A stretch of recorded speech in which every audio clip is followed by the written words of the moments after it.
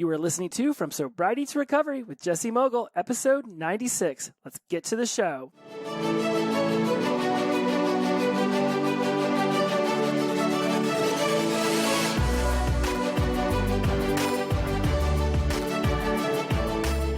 Welcome back to From Sobriety to Recovery. I am your host, Jesse Mogul, and I am in addiction recovery.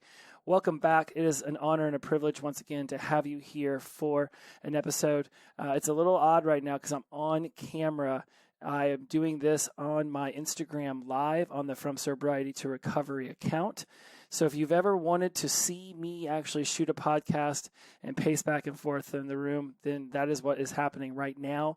If it's not something you've ever wanted to see, then you don't need to go to Instagram and check that out.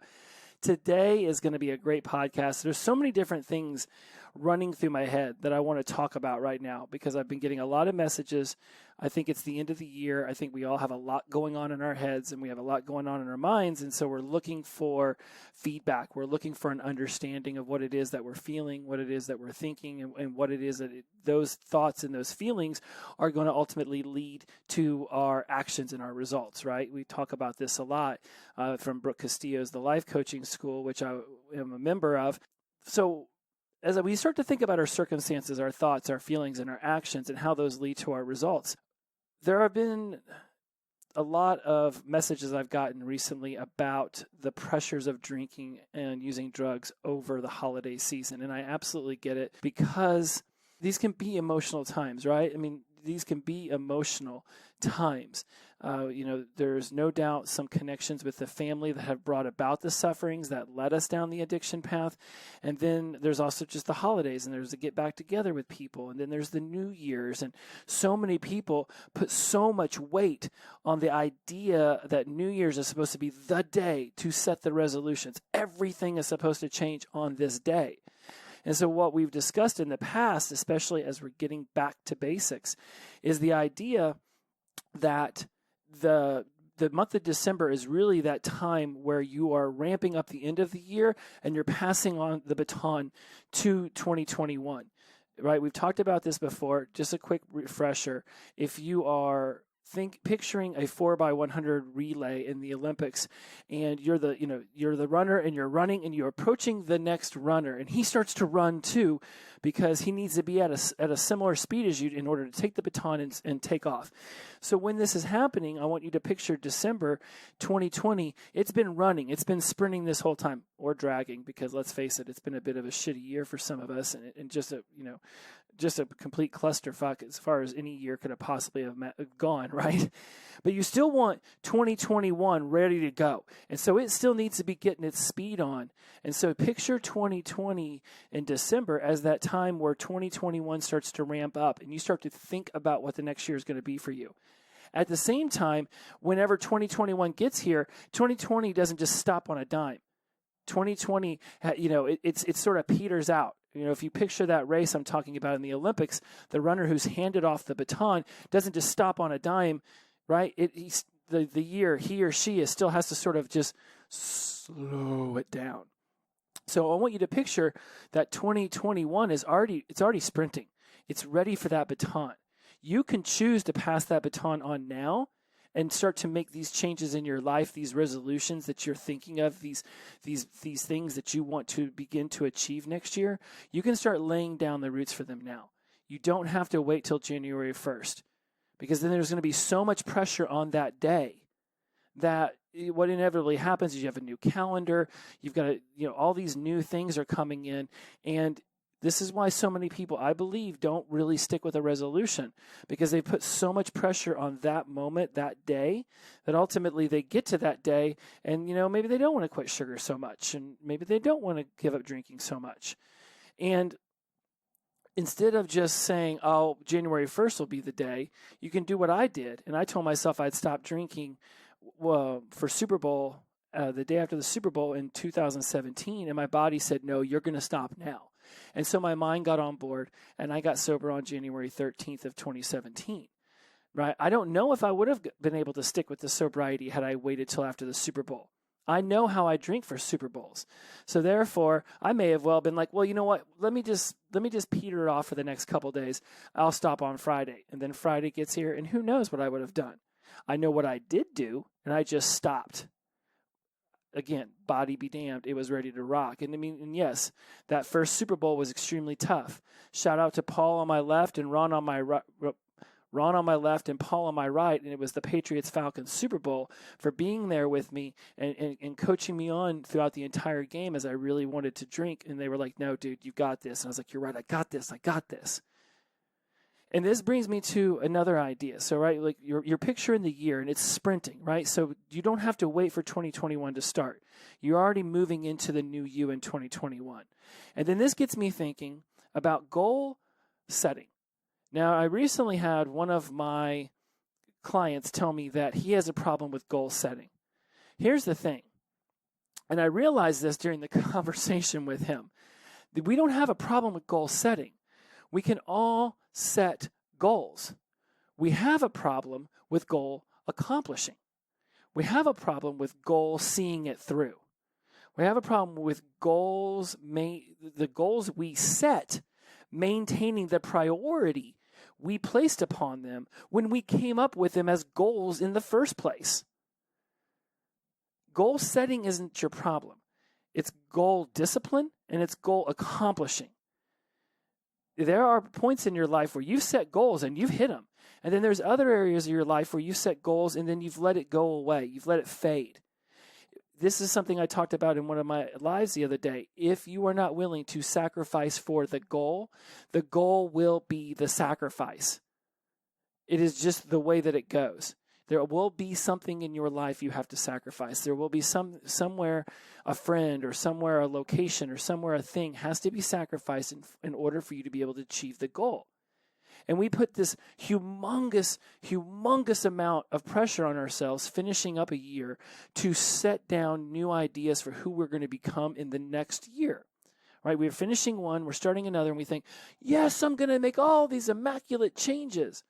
But why are we waiting to make an immaculate change on January 1st? Anyone out there who has a sobriety date other than January 1st still covets that sobriety date. I know a lot of people who have January 1st. In fact, I've recently gotten a message from one about whether, and he's been tossing around the idea of stepping back into drinking, maybe dipping his toe back into it.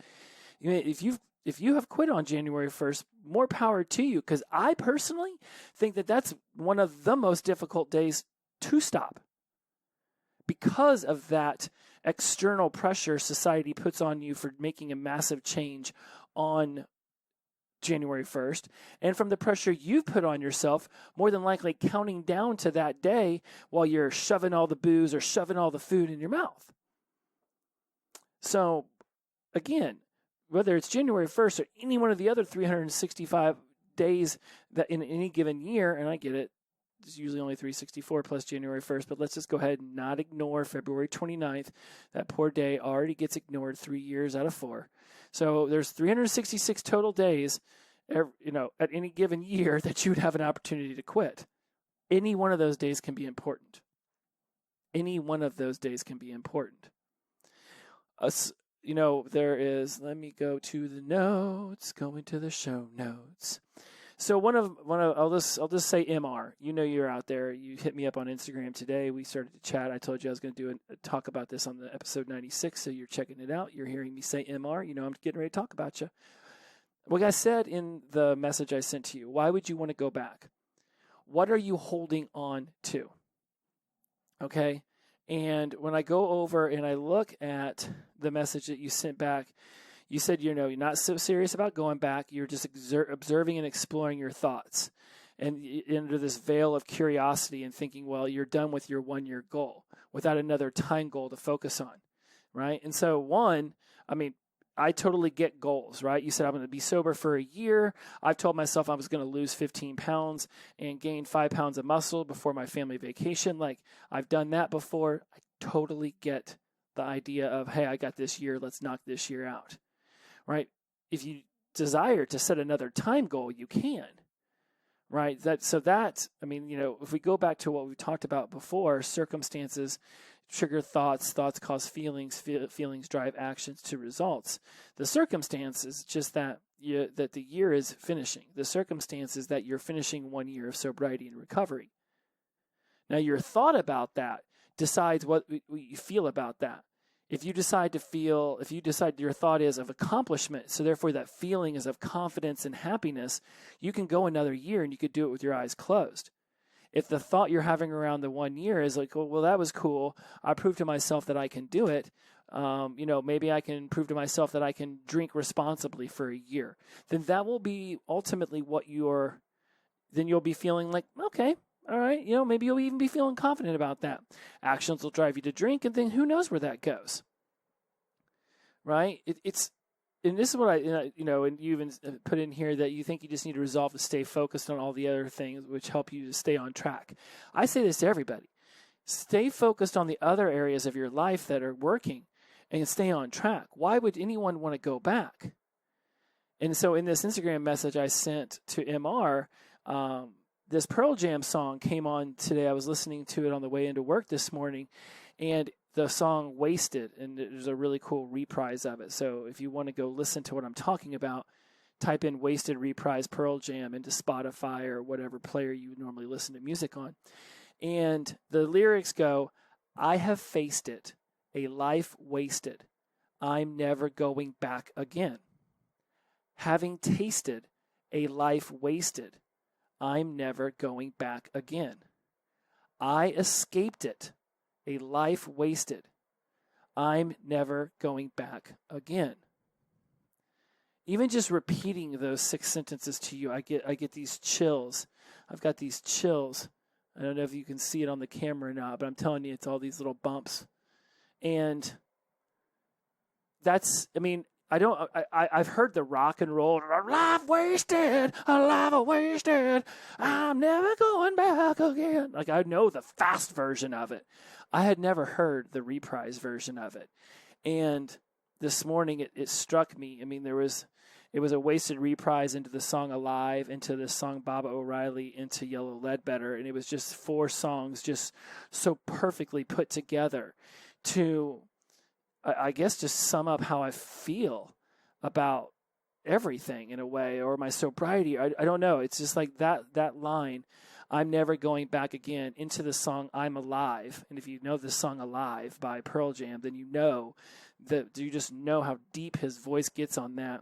And to Baba O'Reilly, which has got this, a teenage wasteland. And so I just love the idea of a teenage wasteland, because I feel like that's where addiction takes so many of us, is during this wasteland that we call our teenage years, into Yellow Ledbetter, which is just a beautiful song in itself. And so I go into this whole Pearl Jam thing with you guys because I was thinking about MR this morning whenever these songs came on, and I just kept thinking, like, why would anyone want to go back? Why does this idea that we can manage this monster? When did we ever get it into our heads that we can manage the beast? And this isn't just alcohol and drugs, guys. This is food. This is sex. This is gambling. This is our phones. I mean, I personally, honestly, I say this without any reservation. Every single human being on this planet is addicted to something. It is just a matter of you discovering what it is you're addicted to and being willing to face that addiction head on. Right? You might, oh no, I'm not addicted to anything. I don't have a problem with substances.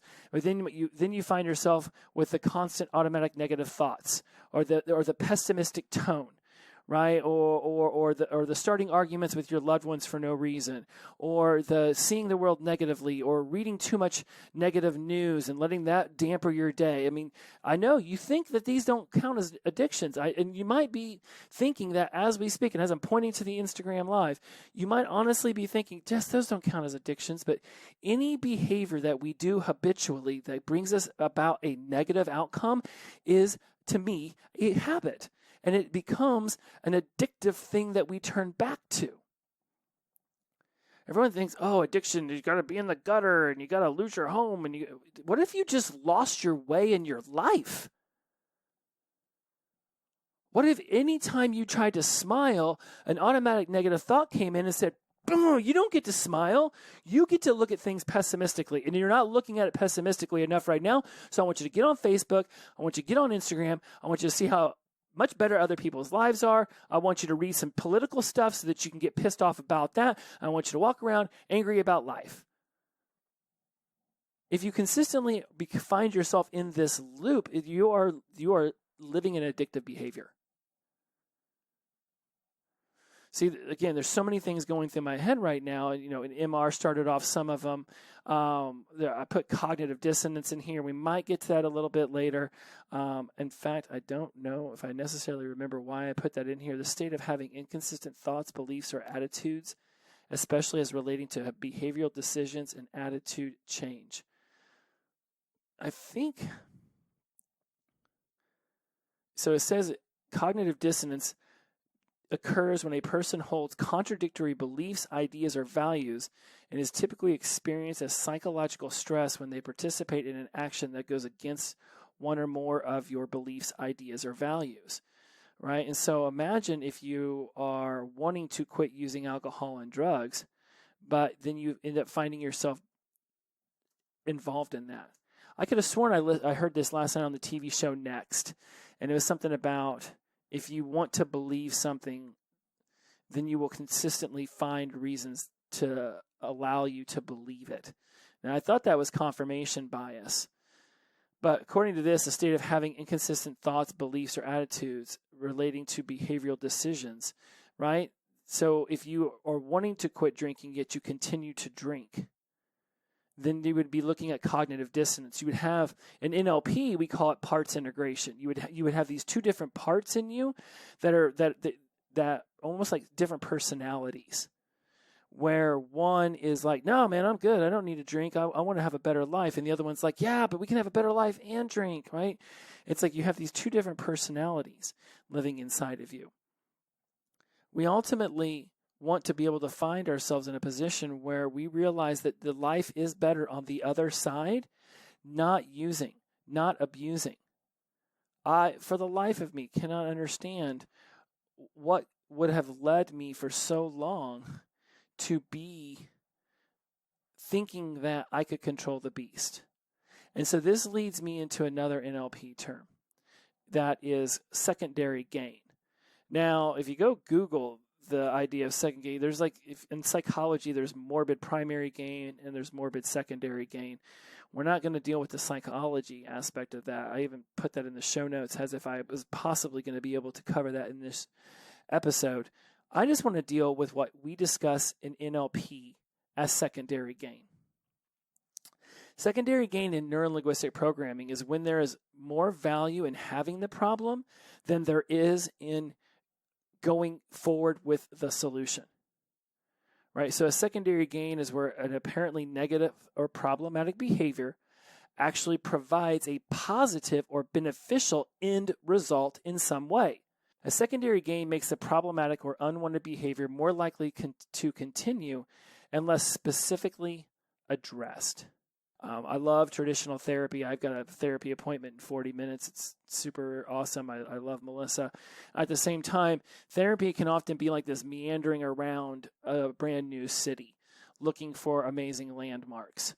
With NLP, we just take you directly to the landmark. If it's a beautiful waterfall, if it's the Champs-Élysées, if it's the Eiffel Tower, we're not going to be walking up and down streets hoping we come across one. Or even when we do get there, sort of meandering around what the real root of the problem was.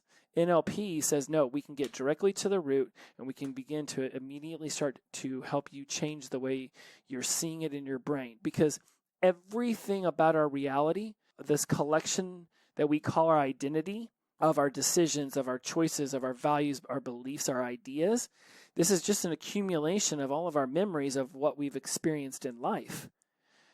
Right? We have chosen to see our reality from the past in one way. What if there was a more beneficial way to see it now? What if there was a way to go back and say, and look at it and say, okay, there was actually a really important lesson here that I missed. And if I were to take this lesson and I were to internalize that lesson rather than the trauma, then I would actually come out on the other side of awesome with this. And I get for some people who've had some seriously horrible traumas, you might be thinking, how can I possibly see a rape or a molestation or a beating, thrashing from a drunk parent my entire childhood? How can I possibly see that in a brighter light?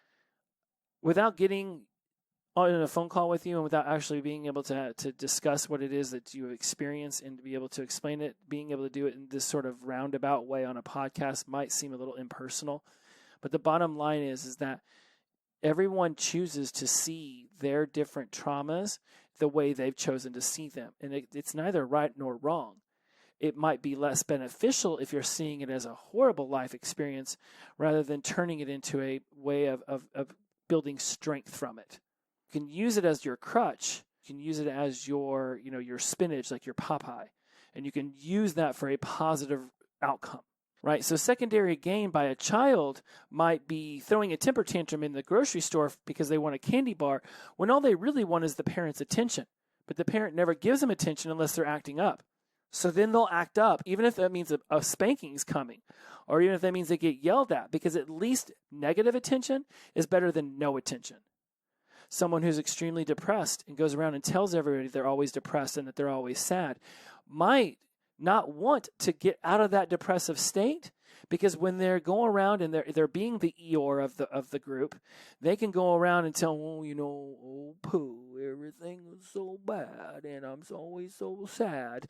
And then Pooh and Tigger and Piglet and everyone runs up and gives Eeyore big hugs and loves on Eeyore. And so Eeyore feels love. So why would Eeyore ever want to stop being depressed if by being depressed and walking around and telling everybody that he's depressed gets him love? Right? That's the secondary gain. A secondary gain to the drinking might be when you're a drunk, you think that the only time you're funny or attractive or a good dancer is when you're drunk. So you got to be drunk in order to be a good dancer and be funny and be the life of the party. And you don't want to not be those things, even if that causes the hangover next day to be worse.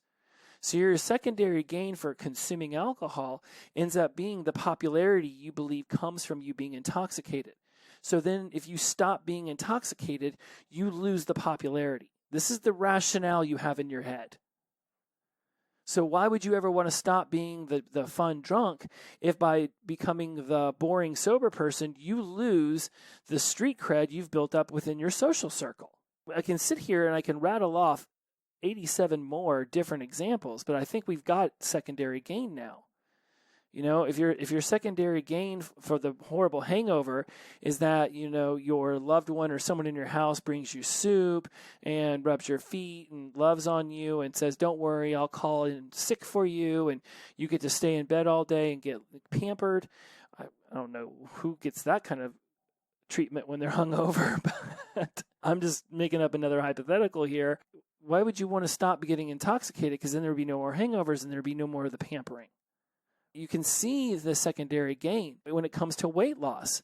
The secondary gain, for some people, they literally don't want to be seen, right? That's some trauma that happened to them in their childhood, so they don't want to be seen. They don't want to be noticed. So they want to carry around that extra 10, 15, 20, whatever. If they lose the weight, they think, now I'm going to be pretty, or now I'm going to be handsome, and now I'm going to start attracting more attention, and I don't want to attract attention. The secondary gain to staying at their current weight is that they get to continue to be a wallflower.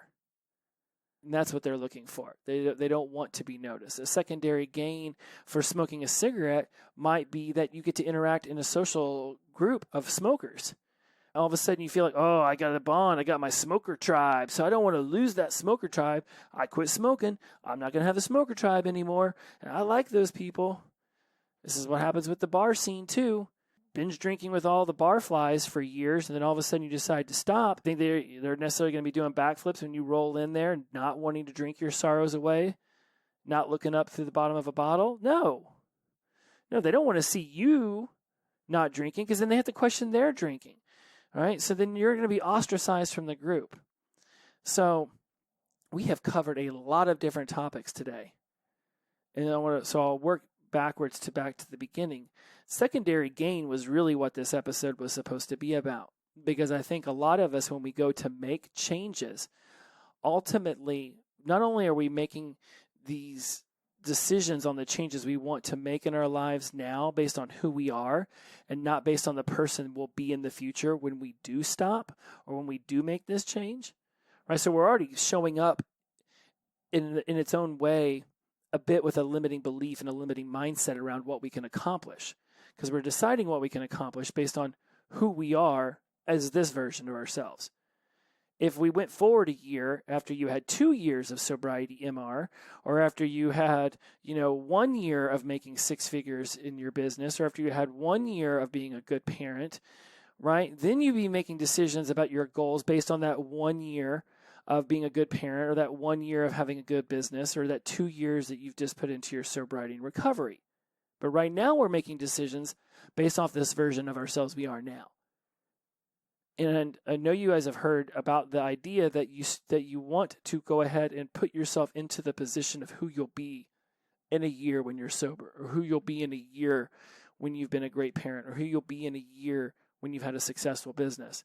And then ask yourself, what decisions would you make then? What kind of thoughts would you have as this successful person? What kind of feelings would these thoughts bring to you? What kind of actions would you be making then as a person who has 1 year of success under their belt? What kind of behaviors, what kind of results will you get from making these actions, from these positive feelings, from these positive thoughts that come from 1 year in of success? Now, in theory, that sounds great, right? Of course. I mean, yeah, all right. I'll imagine I'm a Super Bowl champion and I'll just start to play like a Super Bowl champion. But it's those little voices in the back of your head that start questioning whether you're really good enough, whether you can really accomplish this, whether you should really push yourself. Right? And then when that little voice starts to chip away at who we ultimately want to become, then that secondary gain starts to creep in. And that secondary gain starts saying, well, look, man, I mean, you're pretty comfortable with the way you got it, right? I mean, when you spend all your money on alcohol and drugs, you go over to your parents' house and they feed you and they love on you and they show care and concern. So you really want to lose that? I mean, if life were going great, they wouldn't want to feed you. They wouldn't want to give you that care and concern, which is probably hogwash, because if they're giving it to you at that state when you're hungover and they're not thrilled with your behavior, imagine how much happier they'll be when you come over with a year of success, right? You step out of that depressive state where you're the Eeyore because the secondary gain is going to be that people are going to fawn all over you. They're going to give you attention, that care, that love, that concern. Right, you stop spinning in your head, and in NLP, I'll never forget when I was told this by one of my instructors, that the number one way out of depression is to stop thinking about yourself spiraling in your head. Get out of your head and go do something of service for somebody else. Because it's in that act of service that you get that positive feeling. Now, mind you, and I was talking to somebody about this yesterday, there are people who have medical, hormonal things going on inside their head. If you're one of those people and you need to be on the anti-anxiety, antidepressant drugs, I am not a doctor. I am not telling you that is not true. I am telling you, as somebody who's worked with thousands of people, that when you step outside of the spiraling you do inside of your head that is causing the depression, anxiety and fear are future-paced, and then like shame and guilt are past-based. And so when you're spiraling about shame and guilt, you're reliving the past. And if you're constantly living in the future, you're overwhelmed by anxiety. You're overwhelmed by this fear. I think you can have depression about what's happened in the past, and then you push that and you visualize that forward into what you think the future will be based off of what your past has been, without thinking about how you can start to make changes right now that will actually deviate you from the path that you have been walking all of this time. In one of the episodes I did a while back ago, uncomfortably comfortable versus comfortably uncomfortable, right? You can be uncomfortably comfortable in your addiction, where you're uncomfortable and you call it your comfort zone, but you're really uncomfortably in your comfort zone. You don't want it anymore. You wish it would be over with. But yet, you think, oh, well, I'm already on this way, and I know that if I do this, and this in this certain order, I'll get to the next day, and that's all I want to do, Jesse, is I just want to get to the next day. Versus being comfortably uncomfortable, being in your uncomfort zone all the time. My identity is wrapped around the idea of creation, around learning. I believe the meaning of life is to learn and grow. My highest values are freedom, creative control, creative expression, and learning. So many of the things that I do in my life all end up going back to that same idea. Am I learning? Am I growing? So what is it you're valuing? What is it you're tying your identity to? What are you prioritizing? All right, as we work our way backwards to the beginning, if you do not make the goal a priority, then if you are not willing to sacrifice for your goals, then the goal becomes a sacrifice. If you do not prioritize your goal, and this doesn't mean 5 hours every day. If the idea is just to be a little bit healthier, that could literally mean just drinking an extra glass of water, eating one less cookie, taking a 5-minute walk. It can be so many different things. Don't get it stuck in your head that the only way to be healthy is if you go to the gym for an hour and a half and you pump iron that, look at me, I'm strong, right? Or if it means that you drink 3 gallons of water, or if it means that you quit sugar altogether. Like this society we've been raised in is this all or nothing. You walked 5 minutes today. Well, I walked 50 minutes today. I'm better than you. No, that does not mean that. It merely means they did something different than you today. The only thing I can be certain about is my decisions, about what I'll think, about what's happening around me. When we look back at 2020, there was a lot of uncertainty. And because of all of this uncertainty, many people got stuck. That is possible for you to start to see it that you weren't stuck, you were just standing still. When I got sober, what I wanted back more than anything else was my passion for life, my talents, my skills, my hobbies to come back, to start being what they were before. Important. Something that got me up, that got me energized. I think I was talking about values, and how learning and being a person of creation, how important that is to me. What's important to you? It can be anything. It really can be. Whatever you want to be important to you can be important to you. You just have to be willing to sacrifice to make sure that it keeps going forward. 5 minutes or 50 minutes, whatever works for you. Whatever means to you that you're moving forward. And you don't let other people's behaviors or what other people think about what you're doing affect how you see what you're doing. I'll go back to that iTunes comment that one person left that called me OCD. I've never been diagnosed as OCD. I do have patterns and sequences for a lot of things. When my mom got sick in 1984, I had to try to control the chaos around me.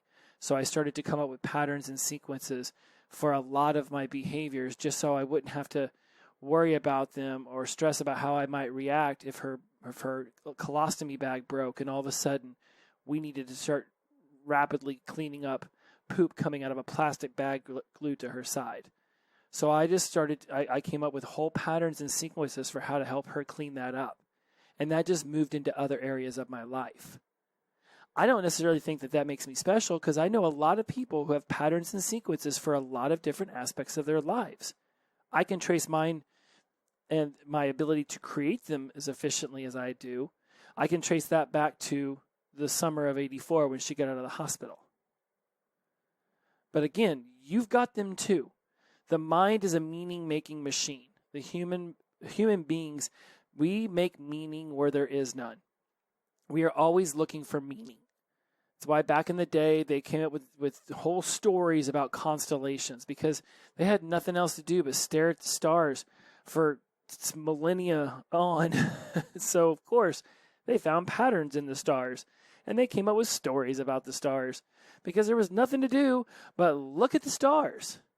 We had to come up with meaning for what was happening above us. We had to come up with the meaning of life or why we're here, why the eclipses happen, had to have a meaning for that.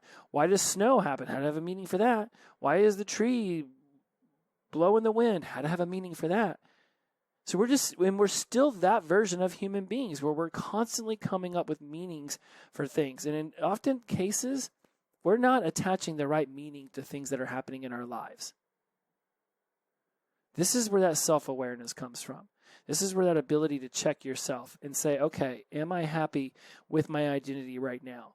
My collection of values, beliefs, thoughts, decisions, actions, results, that's your identity, right? I was listening to a Brooke Castillo episode today, and she said that identity to her is what is true for you no matter what is happening in your life.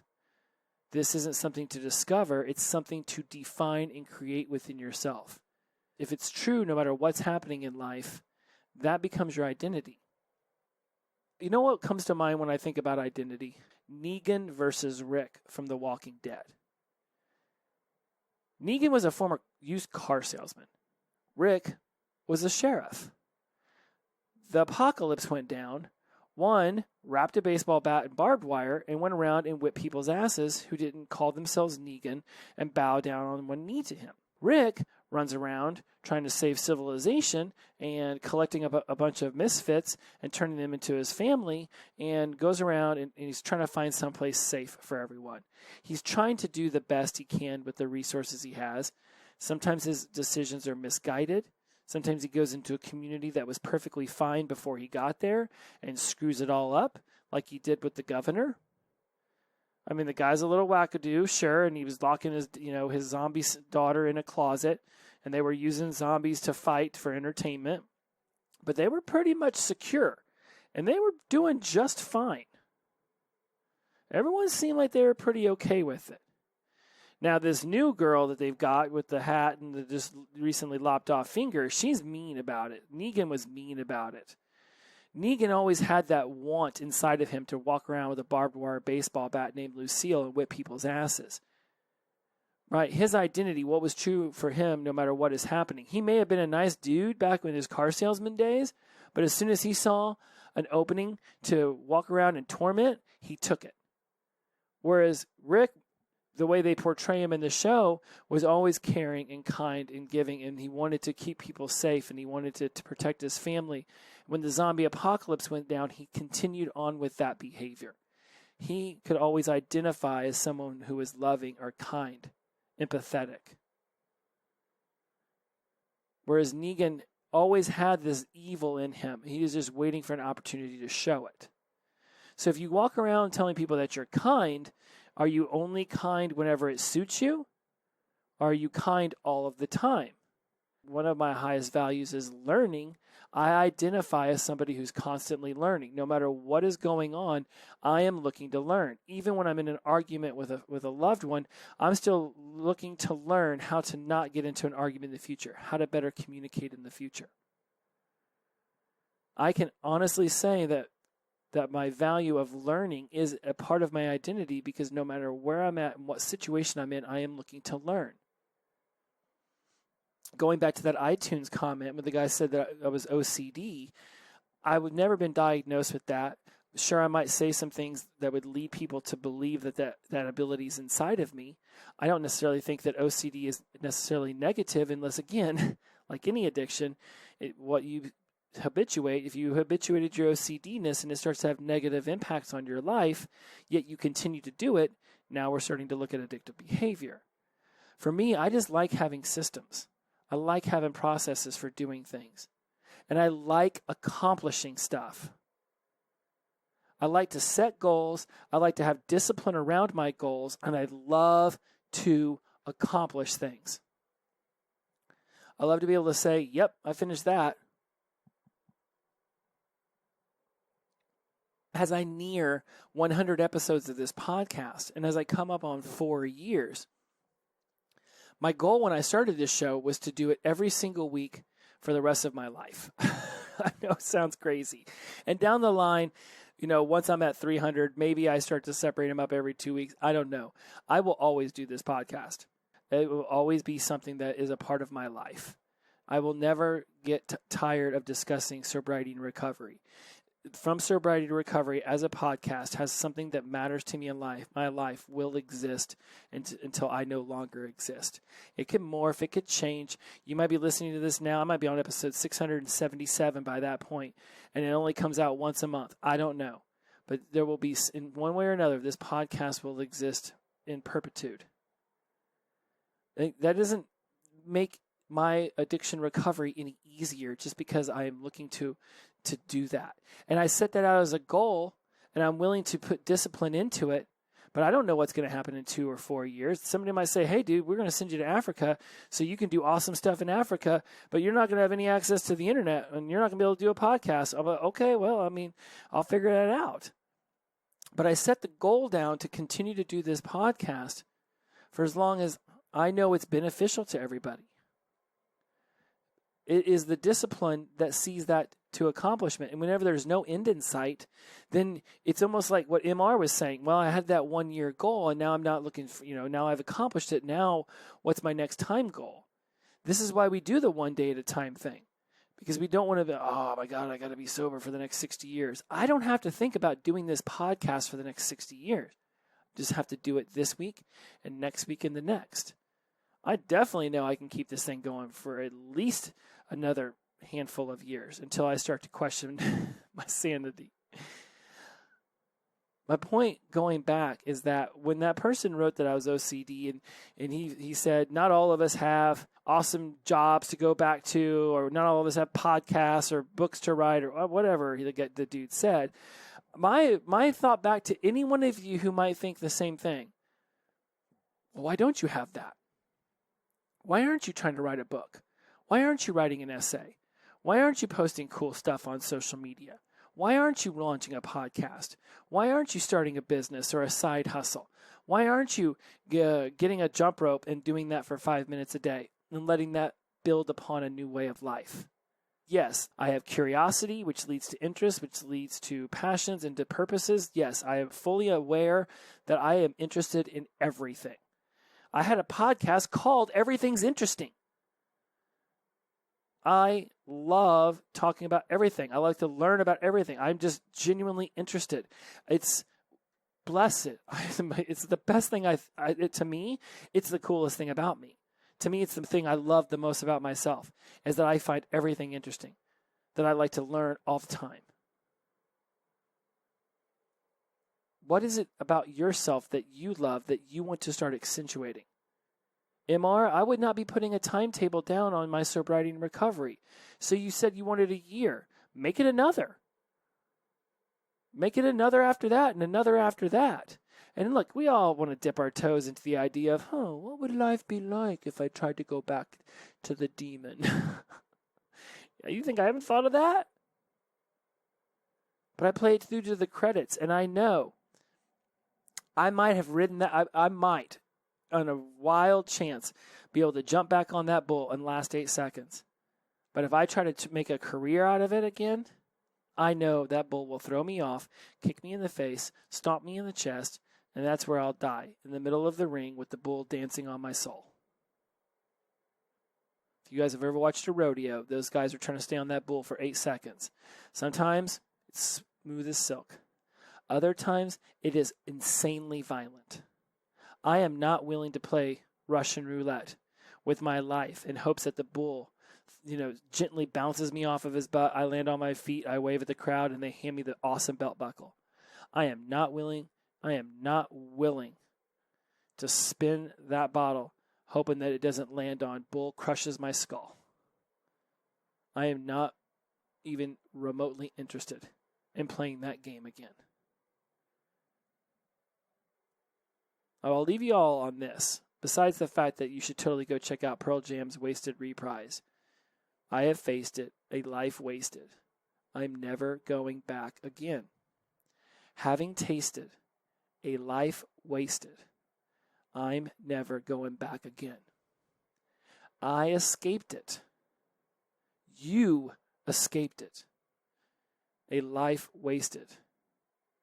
We are never going back again. Everything you want in life is on the other side of deciding that nothing else is more important than that. This year, I did run myself ragged. I pushed myself hard. Not because I'm a recovering addict who was looking to fill my time up with a bunch of shit so that I wouldn't have to think about how much I wanted to drink or do drugs. Because honest to God, aside from the occasional, random daydream or the craving dream, or, just watching somebody else pour beer in their mouth, or, watching a movie where they're doing drugs. And I like to, I might go back into a time in my life where I've, romanticized that particular memory as something I remember doing. I just don't drink anymore, and I don't do drugs. And it is just the way that it is. It's just done. It's done. Recently, I had a conversation with one of my peers. I was telling him, I was like, honestly, sobriety is pretty simple. Sobriety is simple. Stop drinking. Stop using. Stop overeating. Stop overgambling. Stop whatever the behavior is. That's where the sobriety from that behavior starts. What we perceive as difficult is everything that comes after. The changes in our lives, the hormonal shifts, the brain trying to even itself out, the physical dilapidation our body's fallen in and trying to put itself back together, the emotional suffering that we've gone through, and the pushing and the bearing down of feelings, and then all of a sudden finding that there's nothing to mute those feelings anymore, so now they're flooding to the surface, or we have pushed them down so much that we're struggling to pull them out to heal them, and we can't even locate them anymore. Our spiritual journey, the moral, the ethic, the values that were supposed to be primary in our lives, moving us forward to the best version of ourselves, those were muted or even destroyed during addiction. Getting those things back, that's where we start to perceive the difficulty. NLP is all about understanding the languages we use in our minds. So when you say it's difficult, you will see it as difficult. I prefer the word challenge, and I've even starting to hear from around the way that even using the word challenging isn't a good message to send to your brain. But at some point, I don't want to sit here and start trying to bullshit myself. Like, look, some things are challenging. Go lift 100 pounds if you've never lifted 100 pounds. It's a challenge. Doesn't mean it can't be done. It just means it's a challenge. I'm okay with calling things challenges. I don't want to call it difficult anymore. I don't want to tell myself something's difficult, because difficulty is based on perception. What is difficult for me, or what I perceive as difficult, somebody else might think is easy. So if they can see it as easy, and it can actually be easy for them, then that means with enough time and enough focus and enough prioritization on it, I too could find it just as easy. Now, if you want to get all crazy with the hypotheticals, of course, I couldn't go off and be Patrick Mahomes or Tom Brady or Drew Brees or Peyton Manning.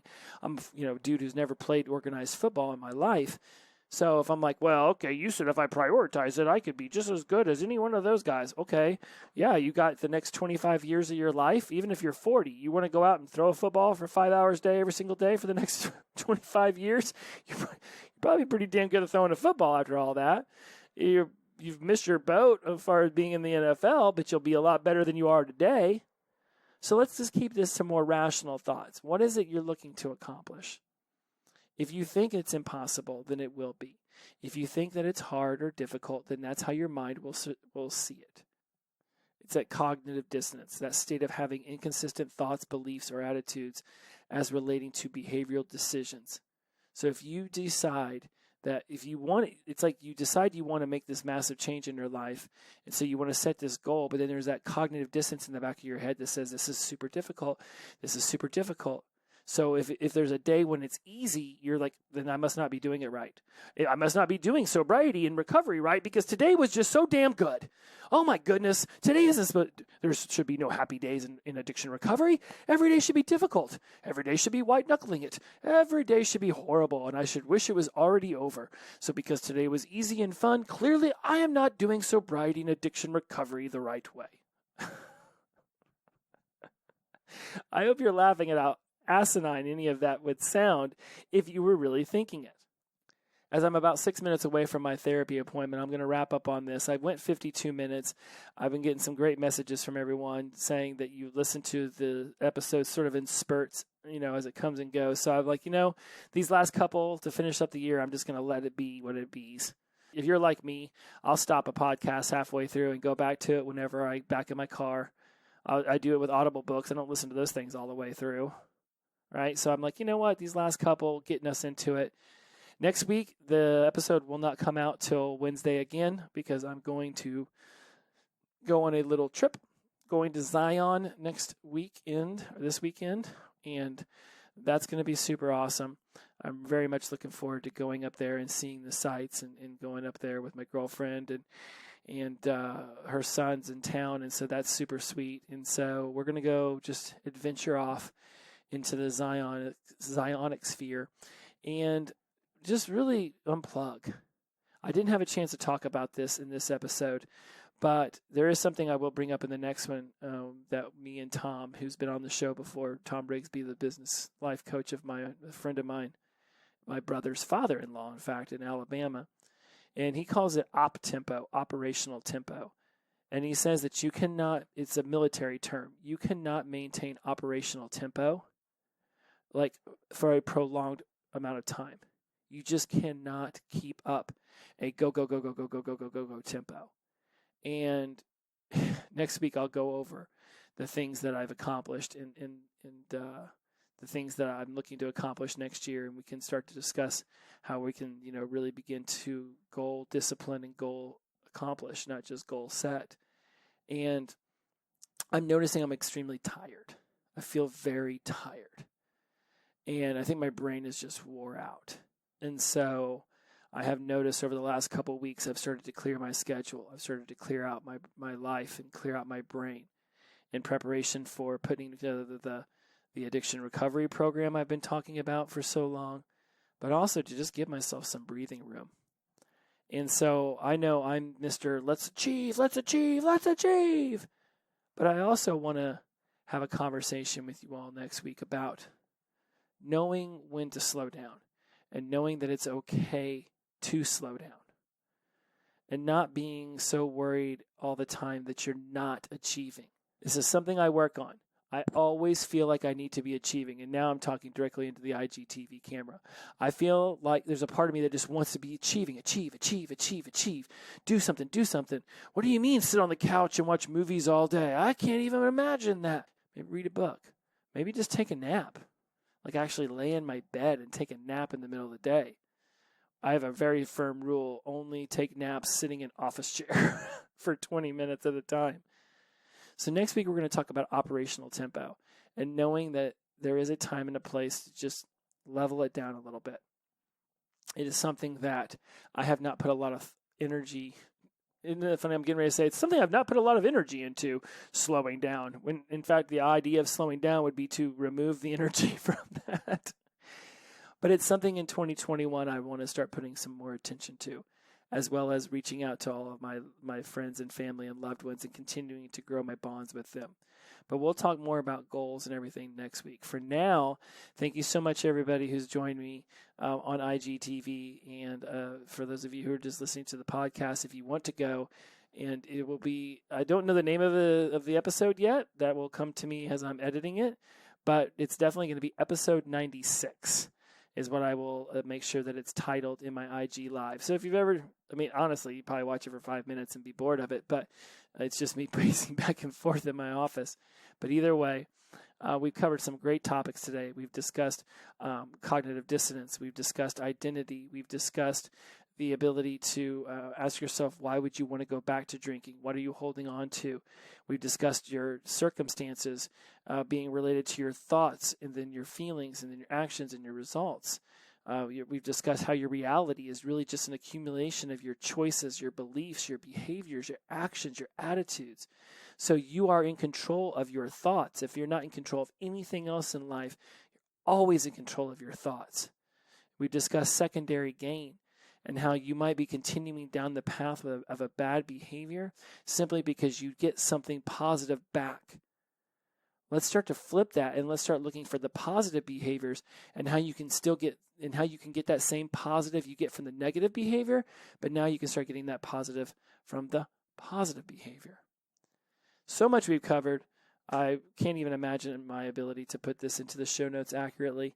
Either way, I will do my best, and you will take the notes. And please, when I go post something about this on Instagram here in the next 24 hours, go over there in the comments. Tell me what your biggest takeaway was of this episode, and be amazing. Look, it is 2 days before Christmas. Have an amazing Christmas. Great Christmas Eve. Spend time with the friends or the family or the loved ones, or socially distance and see them on Zoom and open presents, whatever it looks like. Do not let the circumstances of there being a pandemic stop you from still doing what it is that you want. You might have to change the way that you do it, but if what you want is love and bond and a caring relationship with those that you care about and love over this holiday season, you do not have to be in front of them to make that a reality. Don't see the problem. See the solution. Until next week, inclusivity over exclusivity, the power of positive energy, release and flow. See you next week. Merry Christmas, Happy New Year, Happy Hanukkah, Happy Kwanzaa, Happy Holidays. Whatever makes you feel the least amount of offended, then happy that. Take care. See you next week. Bye-bye.